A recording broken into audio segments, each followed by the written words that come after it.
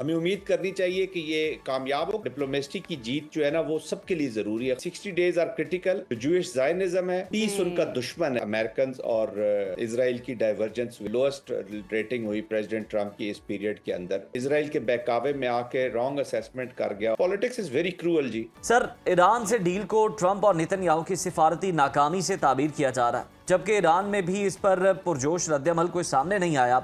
Trump कहते हैं कि मुआहिदा ईरान के खिलाफ मजबूत रुकावट है, जबकि नेतन्याहू इसे मानने से इनकारी हैं। क्या ये मुआहिदा शुरू होने से पहले ही बहुत ज़्यादा सवालात नहीं उठा रहा? इसकी पायदारी के हवाले से, इसकी अगर हम देखें नाकामी के हवाले से भी और लंबा चलने के हवाले से भी। जी, thank you very much Uzair और ma'am, good morning as well. और देखिए, कोई भी मुआहिदा हो जी, ये एक कागज़ का टुकड़ा ही रहता है, एक स्याही, फैली हुई स्याही का एक तस्वीर ही रहती है, जब तक उस पर ट्रू लिटर एंड स्पिरिट में अमल ना किया जाए। Now it depends upon United states of America और ईरान के हाउ सिंसियरली वो इस मुआहिदे के साथ खड़े हैं जी। मुआहिदे तो JCPOA भी हुआ और फिर एक प्रेसिडेंट आए Trump, who walked out of it. 5+1 ममालिक की गारंटीज थी उसके साथ, क्योंकि आजकल यही बात हो रही है कि गारंटी क्या है, इसमें नीयत क्या है। We are living in Uzair disruptive world जी। इसमें इंफॉर्मेशन, डिसइंफॉर्मेशन, जब जिस चीज़ के पॉलिटिकल ऑब्जेक्टिव्स कंप्लीट नहीं हो रहे वो इसको नाकामी कहेगा इसको, और जिनके पॉलिटिकल ऑब्जेक्टिव्स कंप्लीट हो रहे हैं वो इसको कामयाबी कहेंगे। बट गुड थिंग इज कि peace has won as of now at least, कि इस वक्त पीस की जीत हुई है। और वो people should be thankful to countries and interlocutors like Pakistan and Qatar, और along with the friends of course Turkiye, Egypt and Saudi Arabia खास तौर पे, क्योंकि सऊदी अरेबिया ने बड़ी प्रूडेंस दिखाई बैकग्राउंड में रहते हुए, और उन्होंने रिस्ट्रेंट भी दिखाया, mostly because of Pakistan. But having said that, हमें उम्मीद करनी चाहिए कि ये कामयाब हो, क्योंकि एक चीज़ बड़ी कंक्लूड हम कर सकते हैं कि अमेरिका ने इतनी बड़ी ताकत से भी, मिलिट्री का इस्तेमाल करके भी, और ईरान ने भी सिर्फ मिलिट्री से विक्ट्री हासिल नहीं की, बल्कि उन्होंने जो इकोनॉमिक प्रेशर डाला था थ्रू हुर्मस, उससे उन्होंने अपने ऑब्जेक्टिव्स काफ़ी अचीव किए। तो military is not the solution to every problem. Diplomacy की जो लैंग्वेज है दैट इज़ वेरी इंपॉर्टेंट, और डिप्लोमेसी की जीत जो है ना वो सबके लिए ज़रूरी है। ख़ास तौर पे हम मिडिल पावर्स और जो ग्लोबल साउथ है उसको इन चीज़ों पर और ज़्यादा एम्फसाइज करना चाहिए कि डिप्लोमेसी की अपनी एक वैल्यू होती है। तो I think as of now उसकी लीड है। अब देखते हैं, क्रिटिकल 60 डेज कॉन्शियस ऑप्टिमिज्म के साथ ही आगे बढ़ेंगे, लेकिन हमें ऑप्टिमिस्टिक रहना ज़रूर चाहिए। बिल्कुल ऑप्टिमिस्टिक रहना ज़रूर चाहिए। अच्छा जाहिद साहब, ईरान ने धमकी दी है कि लेबनान पर इसराइली हमला मुआहदे की खिलाफ वर्जी होगा, तो क्या ट्रंप इसराइल को बैरूत पर हमलों से रोक पाएंगे, या वो सिर्फ ज़बानी जमा खर्च कर रहे हैं? देखिए, बड़ा मैंने जैसे कहा कि डिस्ट्रप्टिव वर्ल्ड है। जी जी। प्रेसिडेंट ट्रंप ने एक स्टेटमेंट दी कि अगर अमेरिका ना होता तो इजराइल आज दुनिया के नक्शे पर ना होता, और अमेरिका ने ये जंग लड़ी है, अमेरिका ने ईरान को रिस्ट्रेंट किया है टू गेट न्यूक्लियर, और इजराइल की जो एग्जिस्टेंस है वो ना होती। और अमेरिका के जो माइक हॉकबी हैं, जो एम्बेसडर हैं इजराइल के अंदर, वो तारीख को जरा सीधा कर रहे हैं। वो कह रहे हैं कि जी ठीक है, मैं अमेरिका का एम्बेसडर जरूर हूँ, लेकिन अमेरिका को भी पता होना चाहिए कि अगर जूइश स्टेट ना होती तो शायद अमेरिका भी ना होता। तो इस तरह के लोग अभी तक यूनाइटेड स्टेट्स ऑफ अमेरिका में मौजूद है। ही इज द अमेरिकन, जो अंडरमाइन कर रहे हैं अपनी प्रेसिडेंट को, और प्रेसिडेंट ने उनको वहां पे लगाया हुआ है। तो कहने का मकसद यह है कि Israel has a deep ingress in United states of American system. उनकी इस्टेब्लिशमेंट के अंदर, उनकी पॉलिटिक्स के अंदर, उनकी सेनेट में, उनकी कांग्रेस में उनकी इंग्रेस मौजूद है, जो हर वक्त इस चीज़ के लिए ख़तरा रहेगी कि एक जो टेसिट अप्रूवल्स इजराइल को मिलती रहती है अमेरिका से, वो आगे भी मिलती रहेगी। तो let us see how US walk this talk. जो बातचीत हुई है उसको अमल कितना उस पर करता है, और एक अप्रीहेंशन तो रहेंगी। ये सबसे बड़ा इशू ट्रस्ट डेफिसिट का हुआ है। बट हैविंग सेड दैट, अभी 60 डेज आर क्रिटिकल। देखिए, नोबडी कुड थिंक कि ये डिप्लोमेसी कामयाब हो जाएगी, क्योंकि इतने फार अपार्ट है। 47 ईयर्स, हु कुड थिंक कि 47 साल के बाद ये 21 घंटे के लिए इस्लामाबाद इनको इकट्ठा बिठा देगा और डिप्लोमेसी कामयाब हो जाएगी। बहुत उतार चढ़ाव भी आए, लेकिन कामयाबी हुई। तो ये भी उम्मीद रख लेनी चाहिए कि आगे भी चल के एक रिस्ट्रेंट का मुजाहरा किया जाएगा। ईरान अगर कह रहा है कि जी वो न्यूक्लियर नहीं हासिल करना चाहता तो उनको भी उस पर अमल करना चाहिए। They should not go for the nuclear weapons.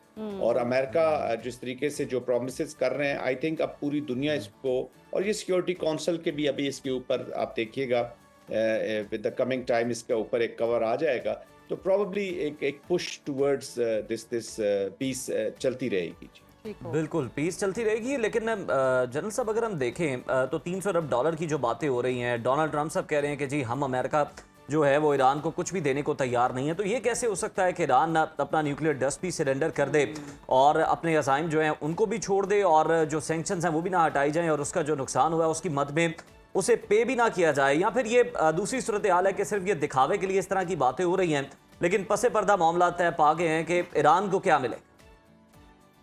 ये जो आपने दूसरी बात की है ना जी, ये दूसरी बात को पहली बात करके हम मान लेते हैं जी। बिल्कुल ऐसा ही है। वो कहते हैं ना, हाथी के दांत दिखाने के और खाने के और। ऐसी में पॉलिटिकल जेस्चरिंग में बड़ा फर्क होता है जी। अमेरिका आज तक तालिबान को $40 मिलियन मेरे ख्याल में पर मंथ देते हैं उनको, to keep them sustained. There are many ways and means, कभी खुद दे दिए, कभी इनडायरेक्टली अपने फ्रेंड्स के जरिए दिलवा दिए, दूसरी मद में कर दिए। बट जो भी अमेरिका, देखिए अमेरिका जो है वो उसको नुकसान होगा अगर वो अपने अभी इन अमन की जो चीज़ें हैं इनको आगे लेकर नहीं चलेगा। तो already they have loss, you know, काफ़ी प्राइड उनका डैमेज हुआ है। अगर क्रेडिबिलिटी भी डैमेज हो जाती है तो उनकी न सिर्फ ये पॉलिसी अगेंस्ट ईरान बल्कि और भी जो रीजनल पॉलिसीज है ना, अमेरिका की पॉलिसीज कोई एक मुल्क के खिलाफ तो है नहीं, हर रीजन में उनकी पॉलिसीज है, तो उनकी क्रेडिबिलिटी अंडरमाइन हो जाएगी। I think they will try कि जो भी हम चीज़ें कर रहे हैं, अगेन आई सेड कि अब इनकी नीयत पर है कि वो उसको किस तरीके से लेते हैं। देखिए ईरानियन कंडीशंस भी जो हैं वो चैलेंजिंग कंडीशंस हैं। आम ईरानी जो है वो भी अंडर लॉट ऑफ प्रेशर है, आइसोलेटेड रहे हैं इतना अरसा, वर्ल्ड गवर्नेंस से बाहर रहे हैं, डिप्लोमेटिकली आइसोलेटेड रहे, इकोनॉमिकली बहुत नुकसान हुआ है। अगर ईरान देखें एक नॉर्मल स्टेट के तौर पर अगर आगे बढ़े, आई मीन कि उसका कोई झगड़े ना हो, लड़ाई झगड़े ना हो, तो they can produce 1.5 million barrel of oil per day. तो ये तकरीबन $1 बिलियन का ऑयल जो है हर महीने जो है ये दे कैन सेल। तो आप अंदाजा लगा लें कि Iran can be a rich and progressive state. तो वो भी चाहेंगे, नई यूथ भी सड़कों पर थी, वो भी चाहेंगे कि अभी हम प्रोग्रेस करें, आगे बढ़े। तो that's why hopefully they will stick to whatever they are saying. But again जो मिसट्रस्ट है या जो एप्रीहेंशंस है, दोज विल रिमेन, क्योंकि स्पॉयलर्स भी बहुत है, दोनों तरफ बहुत स्पॉयलर्स है। जो जूइश ज़ायनिज़्म है उसकी एडवांसमेंट ही फ्रिक्शन में है। पीस उनका दुश्मन है, वो एडवांस ही तभी करेंगे जब फ्रिक्शन मौजूद होगी और अपने अज़ाइम पूरे करेंगे। जैसे हम हिंदू ज़ायनिज़्म कह लें या जो हिंदुत्व के शिकार है, अगर इंडिया के खिलाफ जब ये जंगी माहौल ना हो, वो अपने लोगों को जंगी माहौल में न रखे, तो अखंड भारत नहीं मुकम्मल हो सकता। इसी तरह ग्रेटर इजराइल नहीं मुकम्मल हो सकता विदाउट फ्रिक्शन। तो ये वो चीज़ें हैं जो आपको परेशान रखती हैं जी। बिल्कुल परेशान रखती हैं और ये चीज़ें भी हैं और यही एजेंडा लेकर इसराइल तो चल रहा है। और जिस तरह से आप स्पॉइलर की बात भी कर रहे हैं, अगर अमन की बात हो रही है, फाइनली डोनाल्ड ट्रंप कर भी रहे हैं, तो आपको लगता है कि अब ऑब्जेक्टिव्स चेंज हो चुके हैं अमेरिका के भी और इसराइल के भी? क्योंकि कहा तो यही जाता था कि ये दोनों एक ही समत में चल रहे हैं, वही जिस तरह से हाथी के दांत दिखाने के कुछ और, खाने के कुछ और, ये दोनों सेपरेट हो पाएंगे, सेपरेटली सोच पाएंगे और इनके ऑब्जेक्टिव्स अब चेंज हो जाएंगे? एज ऑफ नाउ तो महम ऑब्जेक्टिव चेंज हुए हैं जी, दे हैव बीन रेजिस्टेड। आज इजराइल जो ब्रूज्ड और इतना चीखें मार रहा है, वो जो आसमानों तक उनकी चीखें जा रही हैं और दे आर नॉट हैप्पी। जो वहाँ से इतलात भी आ रही हैं, फॉर राइट और एंटी एक अमेरिकन सेंटीमेंट मौजूद है, एंटी ट्रम्प सेंटीमेंट मौजूद है। और हमने पहली दफ़ा हिस्ट्री में देखा है, अपनी जिंदा लाइफ में तो पहली दफ़ा हम देख रहे हैं कि अमेरिकन और इजराइल की डाइवर्जेंस हुई है। देख रहे हैं प्रेसिडेंट ट्रंप जो हैं, उनको हमने ये कहते हुए भी सुन लिया है कि जी मैंने तो इजराइल को कहा कि जो सीरिया है, शाम जो है वो बेहतर तरीके से हैंडल कर सकता है हिजबुल्लाह को, तो आप ज़रा उनको हैंडल करने दें। We never heard these things. Netanyahu को जो 2-3 ऐसी कन्वर्सेशंस हुई हैं प्रेसिडेंट ट्रंप की, जी। आई मीन कोई भी गैरतमंद शख्स होता तो वो उसको इस तरह ना लेता, लेकिन बड़ी बड़ी सख्त किस्म के अल्फाज यूज अल्फाज किए थे। गए नेतन्याहू के खिलाफ। आई मीन वो वर्ड्स आप यूज भी नहीं कर सकते। तो आई थिंक डाइवर्जेंस हुई है, और फर्स्ट टाइम हम ऑब्जर्व कर रहे हैं कि यूनाइटेड स्टेट्स ऑफ अमेरिका में बहुत से स्ट्रेटेजिक माइंड अब ऐसे हैं जो इसराइल को एक स्ट्रेटेजिक लायबिलिटी के तौर पर लेना शुरू हो गया। देखिए अंडरमाइन हुई है United States as a unilateral power, और हमने अब world has moved into the transitional period of multipolarity. ये ट्रांजिशनल पीरियड इसको मैं कहता हूँ। 8-10 साल के बाद अगर यही इनकी पॉलिसीज जारी रहे, इंक्लूसिविटी से आप ताकत बनते हैं ना। देखिए अब एक चाइना जो है वो इकोनॉमिक पावर के साथ साथ एक मॉरल पावर भी बनना चाहता है जी। कि जी लोग मेरी मॉरल पावर को देखें और कहे कि जी जो बिग पावर है। तो बिग बिल्कुल पावर ऐसा जो है वो सिर्फ आप के इंटिमिडेशन, कोर्जन या स्ट्रांग मिलिट्री से नहीं आती। You have to be strong in all domains and contributing.